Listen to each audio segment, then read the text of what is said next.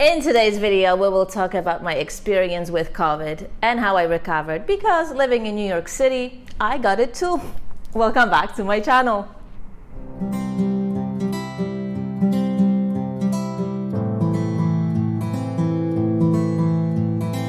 I normally don't go to doctors because, to be honest, I distrust them quite a bit. They were never able to help me, oftentimes make the matters worse, and eventually all of my chronic problems I ended up reversing by myself with diet, lifestyle, nutrition. But this time I gave in to an allopathic doctor who turned out to be wonderful. We scheduled a televisit, so I was prepared. When I started feeling first symptoms of coming down with COVID, I was on top of my supplements and I was on top of my antivirals. I used the protocol that the doctor recommended, and actually I was very impressed with his knowledge and his approach to treating of the disease. This is one of the very few conventional doctors that I was like, wow, I really trust you. So let's talk about the timeline of the disease. So sometime mid-December on a Sunday, I started feeling watery eyes, and that was 7 days into my husband being sick and a couple of days of my son being sick. And there was a very stressful event on that very Sunday that brought my immune system down. I just felt steeped in cortisol. Even my adrenals were hurting. And so I decided to take a really long walk in the sun. Luckily, it was a very sunny December day in New York City. And I was trying to walk the stress off, but I don't think it helped all that much because I continued feeling the watery eyes, although I wasn't coming down with anything just yet. So I think that Sunday was basically the incubation period. And I got to the Monday morning. I tested with a rapid test. I was testing negative, so I went to work. The day at work was pretty much regular, although around 3 p.m. I started feeling watery eyes again. I went back home. I was still feeling fine. Then on Tuesday morning, I woke up really fatigued. I probably woke up once or twice during the night, having to sit up and clear my throat. So I took the rapid test again and I tested positive. So I stayed home, notified my work, and between Tuesday and Wednesday, probably that was the worst of it. From Tuesday to Wednesday at night, I was waking up probably even more frequently than 1 hour. I had to sit up because I'm almost 7 months pregnant, so I can't cough laying down. So every hour I had to sit up, cough, really dry cough, and the infection was limited to my right bronchus. That's where it hurt when I coughed, and the infection never really progressed to the left bronchus or traveled up the respiratory tract. My sinuses weren't affected. I didn't have a runny nose, nothing like that, just that cough and pain in my right bronchus. And that was the worst between Tuesday and Wednesday. And when I woke up on Wednesday morning, even though I didn't sleep very well, I thought that my body got the edge on the virus, and now it's the mopping up operations. So I was really coughing just to move the mucus out from my right bronchus and to get rid of it. But I didn't think that the virus was replicating anymore because I wasn't getting any more sicker. In fact, I felt a lot better. I was tired, but I was tired from not sleeping. What I think caused such a massive cough between Tuesday and Wednesday was the fact that I put a humidifier with lots of essential oil in it. It was eucalyptus oil, so it is a potent antiviral. So each time I inhaled it, I was coughing out the virus like crazy. And I think that's probably what inflicted the coughing so much. But at the same time, I got rid of the virus really quickly. Between Wednesday and Thursday, I slept very well. I didn't wake up. I didn't have to cough anymore. I did wake up first thing in the morning and I had to clear my throat, but coughing started becoming more infrequent, and really just to rebuild the mucus, move the old mucus out. I didn't feel like the virus had any grip on my body anymore.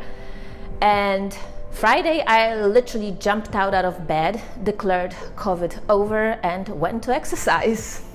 Let's talk about the protocol that me and my doctor agreed on.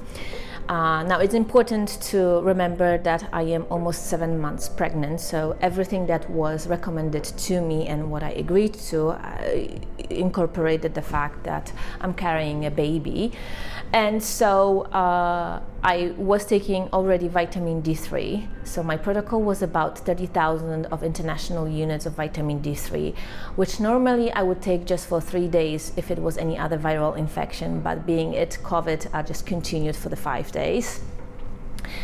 Then I was taking about 50 grams of zinc with quercetin, and also increase my vitamin C intake. So I would take about 4,000 of liposomal vitamin C, and I made it 6,000 for the duration of the 5 days.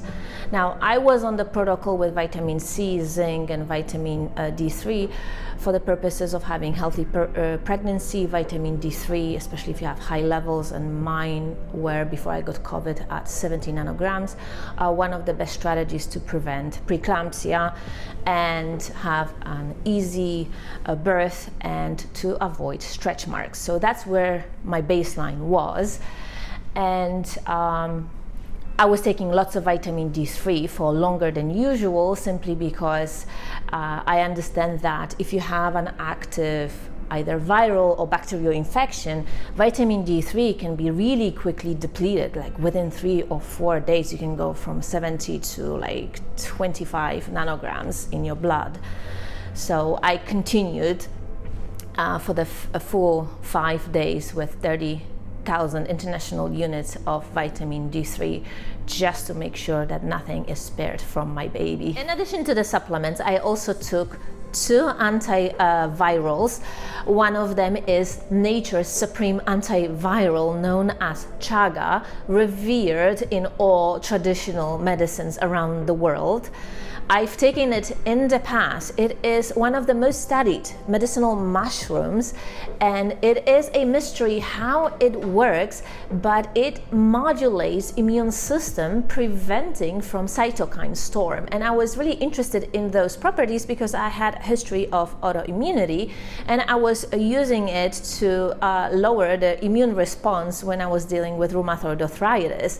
So I had lots of experience with chaga. There is very little research when it comes to pregnant women, like with most of the medications. But from what I've learned, if you've already taken it prior to being pregnant, and especially if you are in the 3rd trimester, it probably won't do any harm to your pregnancy, and it will be helpful if you are dealing with viral infections. So I agreed to take chaga as well, and I didn't take a lot of it, mostly in the form of tea with some lemon drops, and it really felt great. Like each time I drank it, I just felt a boost of energy. And the second antiviral that shall not be named was prescribed to me by my doctor. And the sad thing is, New York City pharmacies will not fill that prescription. So the prescription had to be sent to New Jersey, and my dear friend drove it to me from Central Jersey that very same day. So I got a very early start with treating of the disease. So as soon as I started feeling first symptoms that very Sunday, I took the antivirals as well. And the thing with the prescription antiviral, you need to talk to your doctor, and I do recommend that you do, because to have the best results, it has to be measured to your height and to your weight. Now, I went over twice with my doctor the fact that I was pregnant, but again, given that I was in the 3rd trimester and that antiviral is indicated as having good results both in children and pregnant women, it was safe for me to take, so I took it, appropriate to my height and weight. Now I have pregnancy weight, so I was taking about 30 milligrams of the prescription antiviral.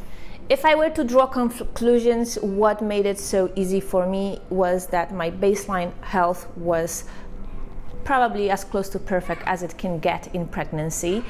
I had a very good metabolic health. I had very high levels of vitamin D3 and other nutrients. Basically, throughout the pregnancy, I have been working on having my body saturated with all kinds of nutrients. And as you know, prior to my pregnancy, I was for quite some time on the carnivore diet. And then I modified it for the purposes of pregnancy to get out of ketosis. Because I really didn't want to be in ketosis while pregnant. It's just my body completely rejected it. So I added some honey, I added some dairy, I added some fruit. But generally about 85% of what I eat is animal sources, and then maybe 10-15 is fruit. Other things that I think is very important when it comes to treating probably every viral infection is early start with both supplements and antivirals. And as soon as you start feeling first symptoms, like those watery eyes that I got on Sunday, that's when I started doing the protocol for COVID that I worked out with my doctor. And 2 other strategies that I employed to help to get rid of the virus quickly was to frequently rinse my nose and my throat with saline water or peroxide water. And also I had a nasal spray recommended to me by my acupuncturist that had in it xylitol and grapeseed extract. And that was very helpful at reducing the viral load in your nose and throat. And that's where coronaviruses in general and other respiratory viruses first start multiplying like crazy, and then they travel elsewhere. And I think that's really underappreciated, and that is one of the cheapest and the most effective ways to reduce the viral load. Other thing I did was to use lots of humidifier with essential oils to help me breathe and moisture my respiratory tract, and to help to move the mucus out really fast. So now that I think about it from the perspective of time, Sunday, Monday was the incubation period for the virus, although it couldn't really replicate as much as it probably would like to, because I already took the steps to sabotage the replication of the virus with the supplements and with the antivirals. And Friday was my body getting the edge over the virus, and on Friday I declared a victory over the virus and went on with my life. What I think made so much of a difference when it comes how light and easy it was for me was that my metabolic health to begin with was as close to perfect as it can get for a pregnant woman. I had very high levels of vitamin D3, 70 nanograms, and when I got tested after I finished my quarantine period, my vitamin D3 was at 117. So my midwife actually recommended that I relax a little bit with my vitamin D3 supplementation. So I stopped it for a few days, and I'm now back to taking about 5,000 international units. It's winter, I am pregnant, and it is Northern America, so this all makes sense. One last thing I want to add to it is that mindset is also very important. I just went into it believing that I'll be very good at handling the virus, that I'm healthy to begin with, and it will be quick and easy for me. And I think that is also undervalued, but important. Fear alone can bring down your immune system. So you need to go into any infection or any disease with a mindset that you are in charge, and sooner or later you will figure out the strategy to optimal health. I had my iron tested as well, and both the blood iron and the reserves, and they were in the normal range. I tested my thyroid hormone levels, they were perfect, and I passed my glucose challenge test with flying colors. So after 1 hour, after I drank 50 grams of pure sugar, my blood glucose was down to 91 and the cutoff is 130. So as you can see, the virus did absolutely nothing to damage my health. It actually looks like I came out of it better with all the supplementation that I did.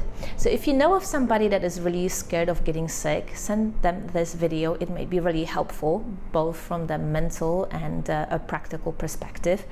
And if you haven't yet, subscribe, hit that notification bell, and I will see you in my next video. Bye!